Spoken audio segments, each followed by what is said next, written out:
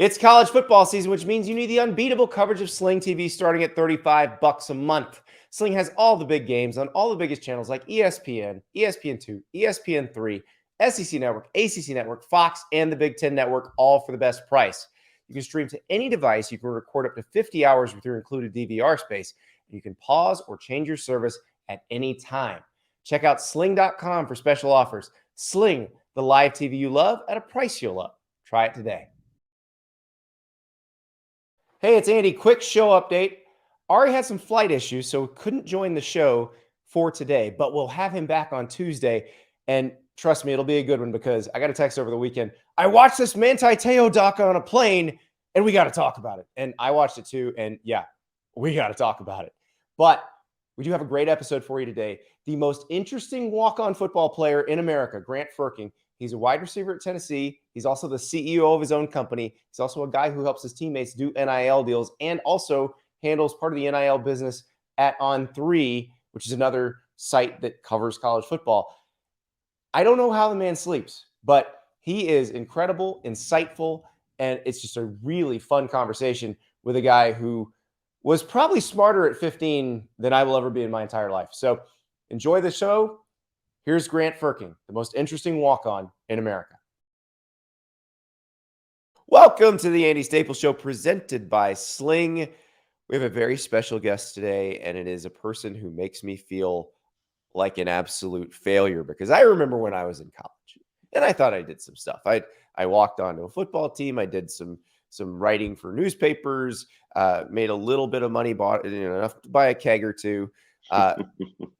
This guy is now in his 6th year as a walk-on wide receiver at Tennessee. He's been the CEO of his own landscaping company, and we're not talking about the kids who walk around the neighborhood and mow the lawn. We're talking about real deal trucks, dozens of employees, all of it. And he's now helping people break into the NIL space. Grant Frerking, welcome. Andy, thanks for having me on, brother. You thanks for the list of accolades, man. I can't believe I'm still playing while doing all those things, but here we are, brother. About to kick it off here in 2 weeks. I can't believe you're doing any of this because, first of all, we'll start. Longtime readers of The Athletic probably read David Ubben's story about you a few years ago about your company, which you provide pine straw to large institutions. Like if you are a large university and you want to buy tons of pine straw for landscaping purposes, you're the guy they go to. And you started this company when you were 15. Most people with the one, starting the successful company would be like, screw it. I'm not going to college. I'm not going to play football. I'm just going to go. I got a job. I'm just going to make some money. Yeah. It's wild because, I was 15 years old. I'm the youngest of 4, and all my older siblings went and played a college sport as well. And so I knew that's, the route I wanted to go, where I was going to go, what sport it was going to be. I was between football and basketball, and kind of at what level was kind of all up in the air. And my dad had told all of us kids, he was like, you guys are either going to go play a sport and you'll walk on, you'll get a scholarship, you're going to do that, or you're going to go and you're going to have a full-time job and you're going to work. You're not just going to be a lousy kid that sits around at the frat house all day and, doesn't do a thing. And so, I started thinking at 15 years old, I was like, man, what do I want to do with, my remaining years in high school? And then eventually when I get to college, and I was like, man, I really do want to play a sport. I'm so, consumed by it with travel ball. And, I went to a smaller private school in Atlanta. So, you're playing 3 sports, you're trying to be involved in everything. And I was like, man, I really want to, make money, like real money. I don't want to go and just get a minimum wage job, being a lifeguard or, hey, former Wet and Wild lifeguard here. Right. Exactly. That's 2 summers of my life. And I love it. But I was like, man, like I want to make real money and also I made $4.75 an hour. So exactly, you made the right choice. Exactly. But I was like, man, I want to keep playing ball and go to school and do it and all those things. And so, I go to my dad and he's like, you can absolutely get a job, where and how much you're going to be making is, all up to, what you kind of land. And I was like, no, Dad, like I want to start my own deal. And, at 15 years old, you know, I will be the first to tell you that every single force is against you when you're trying to start a company at 15 years old. I mean, opening a bank account, I can't even drive yet, and then you're going to get insurance and all these things you're doing at 15 years old. Like, seriously, especially when you're trying to break into a space and disrupt it, like every force is against you, coming from every angle. And so my dad's like, you know, son, you can be an entrepreneur. It's not going to be easy. I'll help you, get it off the ground. And he's done so every step of the way. And, still is my biggest mentor. And we truly did start as, like you said, putting flyers in mailboxes, word of mouth. I couldn't even drive yet. I'm sitting shotgun, with my bud who, was helping me, do whatever we were doing back in 2015. And, it just rolled on and rolled on and rolled How on. did And you we come did up that. with the idea for that Well, of we saw, ground cover? I went to, like I said, a small private school in Atlanta, and I went to our director of grounds one day, and, our school took all that. So it was their field of the year. They took all that stuff so seriously. And he was like, man, like, if you want to get into the space, you could lift a lot of burden off the existing people in the industry if you could find a niche and they could, sub out a good portion of work to you. Labor is always going to be an issue. And Right. then if they can find a way to still make a margin on something while, having a sub do it basically, then you can make a boatload of money. But you got to focus on, one niche you want to do. You can do, sprinklers, you could do flowers, you can do pine straw and mulch. And I was like, man, let's do pine straw and mulch. Every property needs it, residential and commercial. They usually do it twice a year. When it rains and, just over time it wears down, and those two things always happen, right? So you're always going to need, straw and mulch. I And I get was like, I get 13 cubic yards dumped on my driveway every there we year, go. and I go spread it. Yep. Exactly. And your back yells at you for weeks after, I'm sure. Oh yeah. And so how did it take off, and at what point you're still in high school and this Yeah. business is expanding? So, like, literally we went out throughout the summer, making, a couple $1,000, whatever we made, revenue. And I'm like, man, like, we are growing to the point where, like, I'm getting calls every day. I'm 3-4 weeks booked out, and I have school starting next week. And I'm like, holy cow, like, where do we go from here? This, you're talking about summer, we're rolling right into the fall, it's football season. I'm like, I got to go find someone to, do these jobs and stuff while I'm in school. So I went out and found a guy, and he basically ran the show. We all had, laptops that we would sit on at school all day that we could take to classes. So I was able to, do emails and do all that stuff throughout the day. All of our customers, not having one clue that I'm 15 years old, sophomore in high school, sitting in a intro to Spanish class, right? And so I'm sitting there, like, cranking it out, and this guy's like, man, just crushed this job. This job's done. Customer saying it looks great. I just passed your name along to whatever. So we do all that stuff, and then I land my first, like, big job. You have that time in business where you're like, man, like, I just got something really cool, and it's going to be a big chunk of money right here. And that was the school that I was at. It was a 5-figure contract, and I thought I had landed on the moon, and crushed it. And then the So wait, landscaper wait, that wait, was. if you're dealing with this on your laptop in class, and a teacher comes up to you, are you like, oh, I'm sorry, I'm working out the details of the contract with the school Well, where we're at right that now? age, I thought I could, like, teach every class at this point. I mean, I thought I was, like, the professor of of every. I had my doctorate. I mean, I was doing everything, right? And so I had a landscape company come to me and was like, man, I hear you're doing great work. We'd like to sub out every single one of our jobs to you across the Southeast. And I'm like, holy cow, I don't know if we can handle that.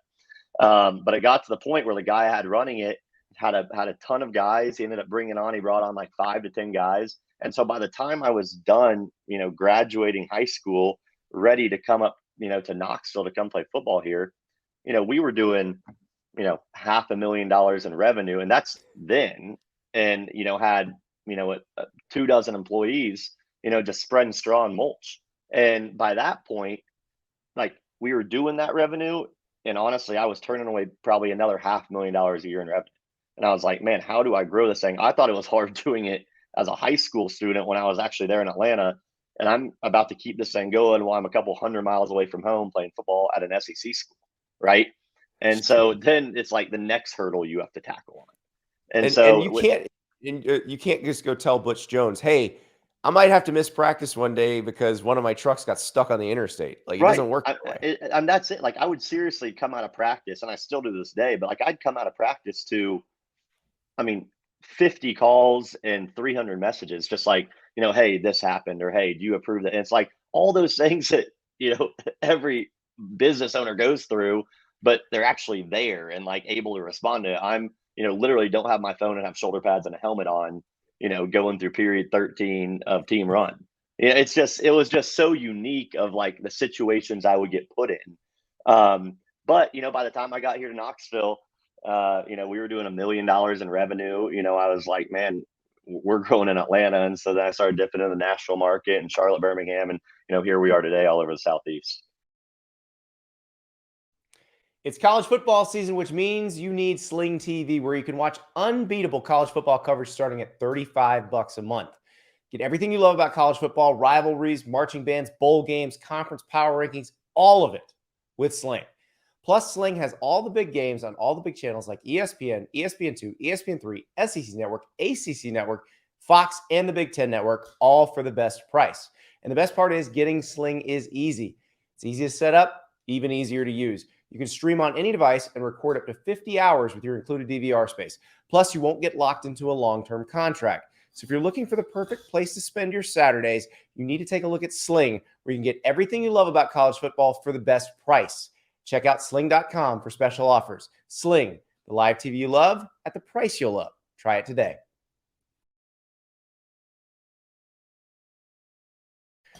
So a care package came in the mail not long ago with a Rhoback hat, a Rhoback polo, and a Rhoback hoodie. The hat has been my hat of the summer. The polo is fantastic. It's breathable, it's comfortable, and it's fun. The hoodie, unbelievable. So comfortable. And of course, within about 2 days, my wife stole it. So Rhoback, I might need just one more hoodie. But Rhoback is going to be a big part of this college football season because they're leading the NIL charge. They've signed up Alabama linebacker Will Anderson, who if you listen to this podcast, we think he's the best player in the country. Texas running back Bijan Robinson, who, if you listen to this podcast, we have a little bet involving another NIL deal of his, and Notre Dame tight end Michael Mayer. They're becoming the go-to activewear for college athletes. Their performance polos, hands down, the best polos out there. The performance hoodies, like I said, so comfortable. Your significant other will probably steal it, so just buy 2 right now. And finally, Rhoback is making their first ever intro to bottoms with everyday shorts. They're perfect for a day of activity or a night on the town. So use the code Andy on Rhoback.com for 20% off for all new customers through the end of this week. That's spelled RHOBACK.com, and 20% off all polos, Q-zips, hoodies, and shorts with the code Andy. Rhoback.com, and the code is Andy. And so you're still playing football, though. That's the thing, because having lived the life of an SEC walk-on, it's not the most glamorous thing in the world. It's not glamorous at all. At all. Why do you still put yourself through this every day? It's kind of twofold. Being a walk-on, and as well, teaches you so many life lessons. Football does in general, but being a walk-on and putting in that hard work when nobody expects anything out of you, it truly is, everything is earned, and like literally not one thing is given to you, right? And it's so self-satisfying, when you reap those benefits and you reap the fruit of your labor when you go through it. And every year that you do it, I feel more appreciation of it. When I was going through it and it was 4 years, I'm like, man, I'm going to be a 4-year guy, graduated, played ball. And I was like, man, do I really want to do this for another year? And that was, talking about going into last season when I was going to my 5th year. Your third head coach at that point. Third head coach, 5th, I'm now my 5th position coach, 4th OC. Like, I've been through all the ups and downs here. And I talked to my parents, all my siblings. So I mentioned played ball, and they were like, Grant, you have, this period in your life to take advantage of, playing a college sport. And you're doing it at the highest level at, one of the most historic universities, especially with football in the country. They're like, when you hang it up, it's done, especially in football. There's no more, going and playing pickup ball with your friends, on Thanksgiving morning and, enjoying, like, once you hang up football, there's no more putting the pads on ever again. And I sat there, I'm like, you know what? I had the same conversation when I was going into college, graduating high school, and I went to my parents. I was like, do I actually want to go to college? Like, I have this business right here, and I'm going to go to school, study business, and hopefully go open something up. I'm doing it right now. And they told me the same thing. They said, Grant, you have one opportunity in your life to go play college football, and you need to take advantage of that. And so I sat there. I'm like, man, I have 2 years of eligibility left. Let's go into last year, COVID year, and a redshirt year. And I could not be more happy that I made that decision. With the the future of our program, the present of it right now with Coach Heupel and the culture he's built, and then more importantly, I've been able to take all those years of business and all my experiences, and now I'm able to relate it to the new era we're living in with name, image, and likeness to benefit myself, benefit athletes, and then I've taken on a whole nother role to take up more of my time with On3 and NIL. Yeah, I was gonna say you got the On3 gig with it, where you're talking NIL. You're kind of the NIL expert, and really, there's not a better expert in the country because you've got teammates who are making deals. Yeah, you can make deals. You're seeing this from every level. You helped create what I think maybe the you call it the most fan-friendly NIL deal in the country. I just call it the tastiest. So Moonshine Mountain Cookie Company in Knoxville, which these cookies are insanely good. I had a couple in so April good. when I was up there. Alontae Taylor was the made the deal with last year, where if he intercepted a pass, everybody had a ticket stub, or everybody just came in and got two you didn't have to be a Vol fan. We could have been playing Kentucky, and you're a Kentucky fan, and you could. It was everybody gets 2 free cookies. What a deal! Because the way it works is like all the way all the NIL laws are structured. They're all different from state to state, but almost all of them have a component that says it can't be pay for play. So like, and that was the first call that I got when he had gotten an interception. Yep. It was in the first 3 games of the season. That Monday after, they're like, are you incentivizing him that he gets rewarded if he gets an interception? And it didn't matter. He got paid for the social post he would do promoting it the night before. We're incentivizing the cookie eater, not the player. That's it. And it was just such a cool deal because like he would embrace it so much. It would be a 3:30 kickoff. He'd get an interception. It'll be a home game. Instead of going out, with his family or, with his friends or going out in the town, like he would actually go to the store. And this wasn't in the contract. This wasn't in agreement. They would go there and there would be a line out the door, and he would be there, signing autographs, taking pictures with it was phenomenal. And if I got a free Berry White, which is the strawberries, cream cheese, and white chocolate one, because of Alontae, like I would have hugged him. Yes. It was surreal. Like I remember coming out after a game, and we were on, it was a CBS game, I think 3:30, and they're like, they just had cookies. Brad Nessler and Gary had cookies up in the box and were eating them after the interception. And like Moonshine Mountain, who they're big here, but like it's a local small business. They're like, our cookies just got seen by millions of people across the country. Yep. And it was just one of those things, like this little cookie deal turned into something that brought so much joy to so many different people. The store, the business owners, the fans loved it. Kids were going crazy. Literally, like when he would get an interception, the whole sideline would be like, cookies. Everybody like would get so happy about it. And it just made for like such a fun NIL deal. And in all the world of collectives and, that whole route of everything, it was really cool to see something that, didn't necessarily make all the headlines in the sense of it was just cash, right? Right. Alontae made a nice chunk of change, but it was more, the fun aspect of it that, hit all parties and everyone would get so excited when it happened. And, that's what I thought was just so cool about it. And now we have Cedric Tillman doing it this year. He's got to catch 2 TDs in a game? 2 TDs. Yeah. And so, at this point, it looks like it's just going to roll on, way past my years. He did that 3 times last year. Right. And your offense is maybe better this year. Yeah, so. I think Moonshine is just going to keep like bumping up what you got to do, to get the free cookies. So they're not just getting wiped out and losing cash every single Saturday. Well, when you look around the country and you like the Dakotas Crawford ad at Nebraska How was cool the is big that? thing. It was amazing. Yeah. And, I think businesses are learning that you don't have to spend the most money.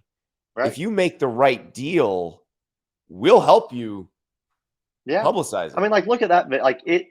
Like an hour after it was posted, it had like 25 million views. Yeah. I mean, like they just made their money in an hour right there. And Yeah. like in that sense, and I've battled this too. Like July 1st last year, my company, I paid a couple $100s to a bunch of guys on the team to go out and just like put up a social post just to kind of, be the first to do it. Everyone was looking to put something on their social media. My DMs are open for bids. Like everyone was posting that stuff July 1 last year. And honestly, like my clientele, wasn't going on Hendon Hooker and Cedric Tillman's Twitter to go, look for a mulch installation, right? Right. But like it was one of those things that you had the opportunity to do it. And if you're a fan of Tennessee or you're a fan of Nebraska, like wherever you're a fan of, like they just want to help the student athletes. And how cool is it that you can help them and also, bring them on to help rep your company? And who knows that heating and air company, if they'll, turn one more dime off of it. But like, how much brand recognition do they just get because they Oh had a yeah. really cool idea incorporating a player in it, Well, right? apparently they're already they've already been booked out because it's August and Right. they're an HVAC company. But Absolutely. I think that the goodwill that builds probably if Incredible. when your AC goes out in 2 months, you're like, oh, there was that one that the coldest did. I mean, Absolutely. it's gonna work. And Absolutely. I'm about to hit the road again. Gotten in good shape this summer. Trying to figure out, okay, how am I going to do this? How am I going to stay in shape? I know how I'm going to stay in shape with Peloton, with Kirsten Ferguson, with Selena Samuela, with Andy Spear, with Adrian Williams, all my friends. Well, I don't actually know them, but these are world-class trainers who are in my ears all the time, telling me to push harder, telling me what I need to do, and making sure I get the best workout possible. And even when I'm on the road, I'll be able to do it because having that Peloton app turns any hotel gym into a world-class workout facility. I'm so excited. I want you to know about this too, because Peloton is not just treadmills and bikes. It's a community where you learn to keep pushing because there are other people there doing the same things you are, going through the same stuff you are, going through the same life things you are, and they're still getting it done every single day with the help of those Peloton trainers. So if you want to get a bike or a tread, go to onepeloton.com, check out special offers for first-time members. If you want to just have a fitness program that fits seamlessly into your life, sign up for the Peloton app.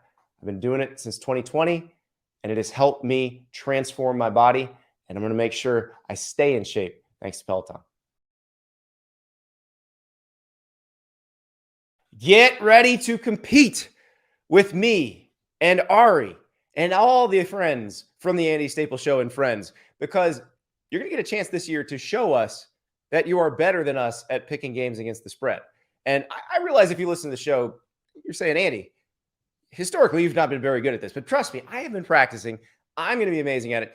We're doing this through runyourpool.com. This is the coolest partnership because Run Your Pool is going to let us run a pool with you guys. So you go to play.runyourpool.com/staples. That's play.runyourpool.com/staples. You can pick games against us, against the spread. And also, you're going to see how much you like runyourpool.com, and you're probably going to be making pools with all your friends in all the other sports as well, because there's not just college football. They got the NFL where you can do picking against the spread. You can do survivor pools. You can do all kinds of different stuff. MLB, NBA, golf, you name it. So join our pool, and there are some prizes. There's some Fanatics gift cards for the winner. And oh, by the way, Ari has promised that the winner is going to get a segment on the show, and I guess I have to go along with that. And so pick well, choose wisely. It's play.runyourpool.com/staples. Play.runyourpool.com/staples. So how, and Tennessee has one of the more advanced collectives with Spire. And so you've seen that in Yeah. action as well. How do you think the NIL market is going to shake out as the years go on in terms of how much of it is going to be, not exactly upfront, but hey, if you come here, there's a good chance you can make this, or how much is going to be, okay, you come here, and then if you're good, you will get deals? Well, I think it's really interesting. I think if you talk to 100 different people, you probably get 100 different, answers and directions where they think it would go off them. But if you really look at the marketplace as a whole, and I mean, at this rate, you really need to talk about the collectives, right? Because that's Yeah. the roster value. That's the amount of cash in your war chest that you can go out and retain players, get them from the portal, recruit, all those things. And it's unlike anything we've seen before because it's not capped, right? Right. And it's not employment. And you're basically just betting on, your donors, whether it's, individuals or businesses, to basically just pump you with cash aside from what they're giving to the institution for, the capital projects and, that whole side of things. And so you can look at it in the sense of, hey, you know, we just went 10-2, or we just, played in the SEC championship, won the SEC championship. We got to keep this thing rolling. Let me double down the amount of money I get, right? Or you say, hey, we just went, 5-7 or 2-10, and we realize that if we want to win games, we got to give even more money, right? Yep. Or you take the aspect of, hey, I just gave $1 million, or you have a bunch of fans that give $500 a year, right? And they're like, I mean, we just went 2-10. What a waste of freaking money that I just gave to this collective to go out and these guys came and go out and win a game, right? It is so like it's such a lucrative idea that's just so cash based, but there's no guarantee on it all unless these collectives are going out and wanting to get pledge commitments over Mhm. 3-5 years, but a lot of them aren't. And Yeah. so a team could go out, A&M, for example, they could go out and build a star-studded roster, a historic roster, for millions and millions and millions of dollars. But if those fans get pissed off at their head coach or something in the program, or not happy, how the year went, I mean, you could go from $20 million roster down to $2 million, and instead of being the headline that you have an historic 5-star stacked up roster coming in, you might not even crack the top 50 recruiting class next year. Well, and And and so I've talked to the people who run the A&M collective, and they say the same things as the people who run the other collectives. Just what you said. This is something that has to be refilled, yes, and they aren't sure, and nobody's sure that donors are going to be willing to refill it. right. And honestly, like, at a sustainable rate too, right? I mean, if we're talking about this, honestly, like, I'm a big fan. The market's always going to correct itself, right? Mhm. And so at some point, you're not just going to be able to keep putting, millions, and just it's going to keep rolling on at that rate, right? It's going to correct itself at some point, but it's going to be interesting to see.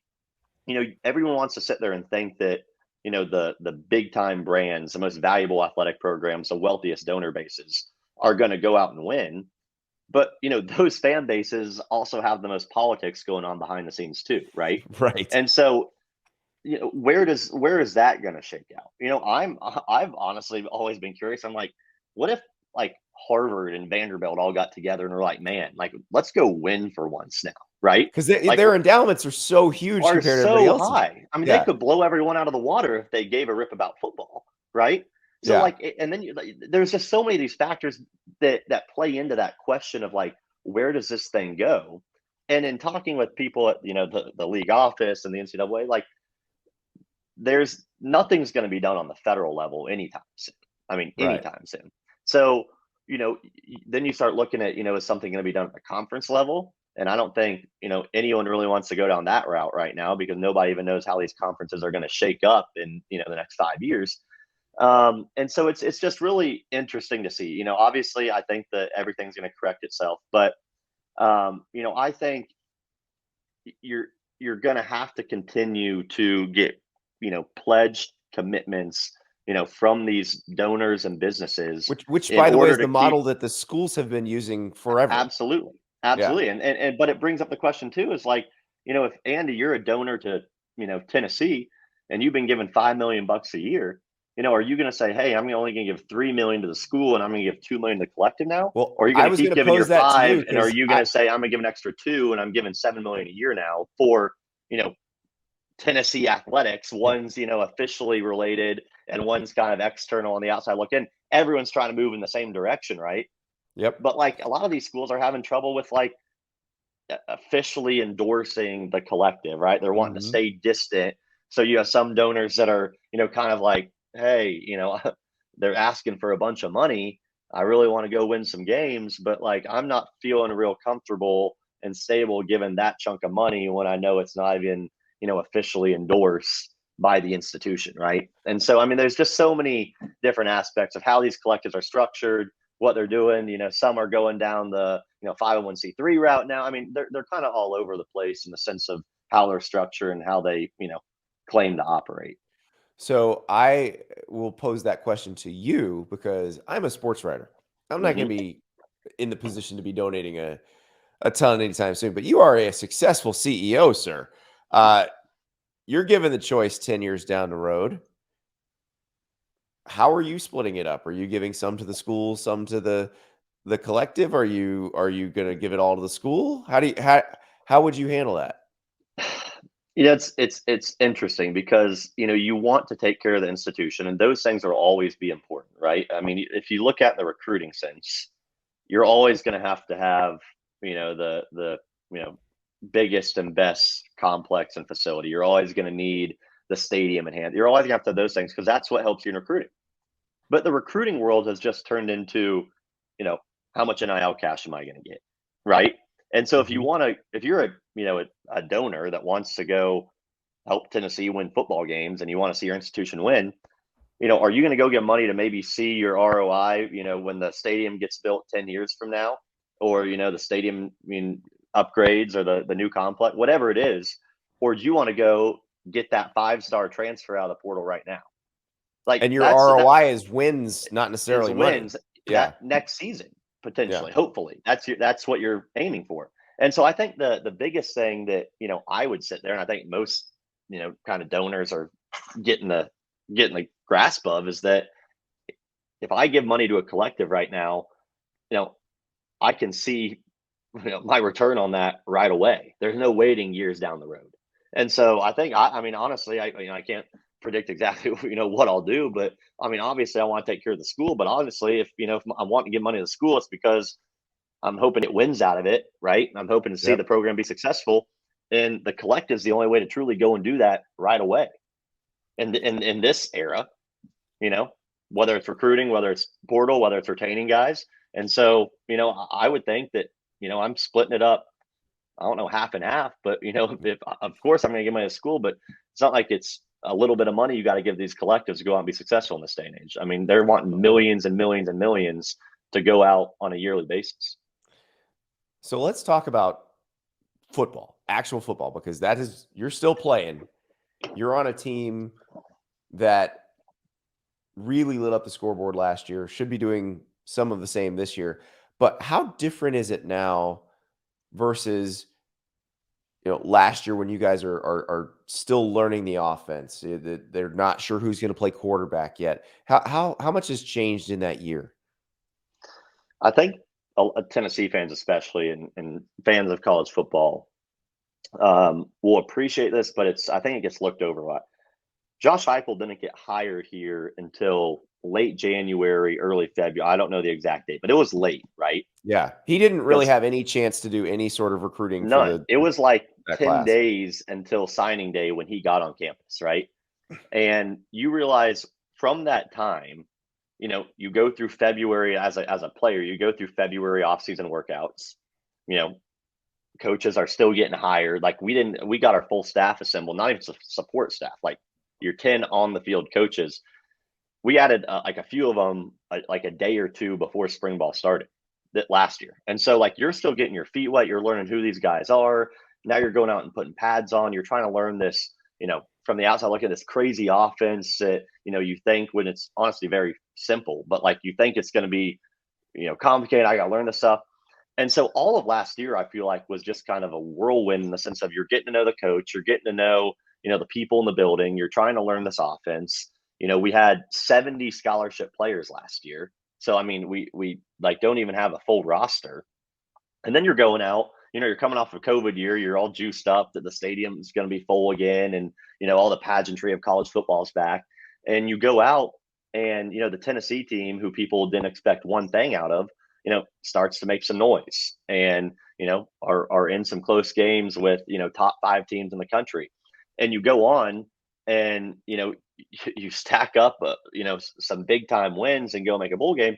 Well, then you become here comes the I'm staying for another year. Hendon decides to stay. Cedric decides to stay.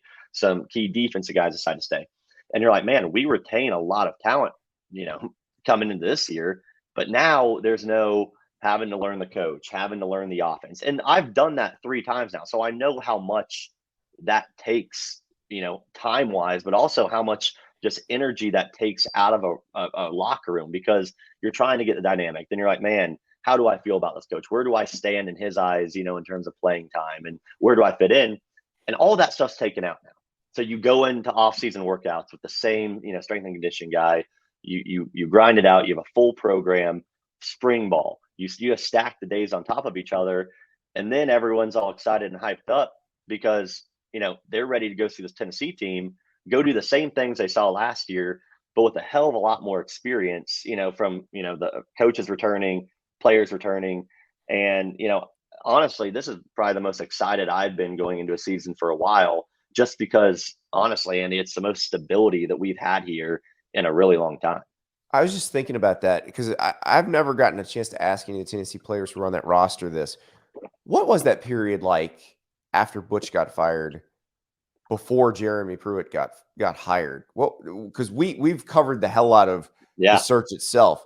What were you guys going through during Andy, all that? It was like it was, when I say it was the guys like on the team, that was it. Like we went through a period where like we didn't have a director of ops. Like we didn't have anyone to like guide us. Like we were getting together as a team to meet and just like see each other. Like we had no structure. Like that's when you had AD turnover. That's when you had the chancellor turnover. Like you had all these different things going on. And then we see we're going to get a coach hired. Then he's not coming anymore. And then, we're walking in the building and fans are going crazy outside trying to get the new hire, booted. And it's like, what's going on right now? Like we had no leadership at that time, and not even like we had just zero oversight as a whole. It was seriously the team, and that was it. So we were calling our own meetings. We were like going to people in the athletic department, like, hey, can we go do like a team activity? I remember we went to like Dave and Buster's as a team, and like we had just gone to the athletic department because we weren't in a bowl game that year, and we were all there in December for finals and stuff. I was like, can we do something as a team? Like I didn't, there was a period where it's like I didn't even feel like I was part of a team anymore. It was just a bunch of guys, deciding, hey, am I going to stay? Am I going to leave? Who's our coach going to be? What's the future of this whole deal? And it was just such a weird ordeal how all that stuff, went down, from the high ups to, Chancellor, AD, then to your head coach. I mean, it was just such a weird deal because truly you had no idea and you weren't getting any type of insight on what was going on. Truly, what you guys were reporting on was the only intel that we had. So when you guys would push out a tweet, we would send it in our group chat, be like, oh, I guess this is going on. It is crazy. And you guys are just sort of at the mercy of all that. There's, nothing you can really do. And they're going to tell you eventually who your coach is. And that's it. They did. Yeah. But I'm just glad for you guys that the situation is stabilized. It seems like everybody is very much enjoying playing for Josh Heupel. What is it about that staff that has helped calm things down?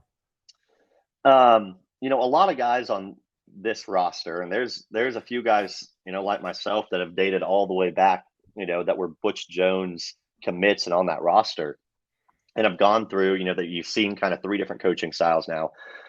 The greatest, attribute to Josh Heupel and what he's built here, and it makes me so proud to say that I play for him, because truly every single day when I walk in that building, although, strapping the pads on and, going through the dog day to training camp, like all the times where it could be really easy to say, man, this sucks. Why am I doing it? Like, I truly enjoy going into that building, and so do 124 other guys on the roster, because they love who they play for. They love their position coaches. They love the culture. it doesn't feel like you're going and playing college football every day. Like, it truly feels like, it's so cliche, but like, you feel at home. Like, you feel like you could get in the car and go home with your position coach and go eat dinner there and like truly feel at home, because it's not a transactional just football type environment. You can talk to your coach about anything other than football. I do it all the time. I'll walk up there and just sit on the desk and watch the news with guys on staff, right? And just get your mind off of football. And that's never been done before.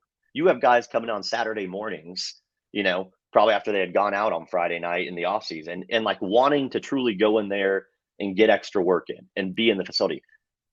Years prior, you wouldn't find a soul in there if it wasn't on the calendar and we had to be in there, because it was cold, and they didn't feel like they were welcome. They didn't feel like they wanted to be there, and they're kicking guys out of the building now. I mean, just because they love being there so much, and that's just what Coach Heupel has built, and he truly is like the definition of a player's coach. He listens to us.